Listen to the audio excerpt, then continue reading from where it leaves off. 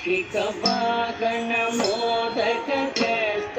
चामर कर्ण विलंबित सूत्र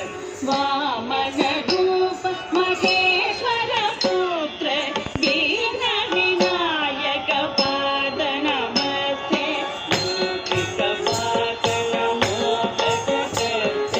चामर कर्ण विलंबित सूत्र वामन रूप महेश्वर पुत्र दीन विनायक पाद नमस्ते दीन विनायक पाद नमस्ते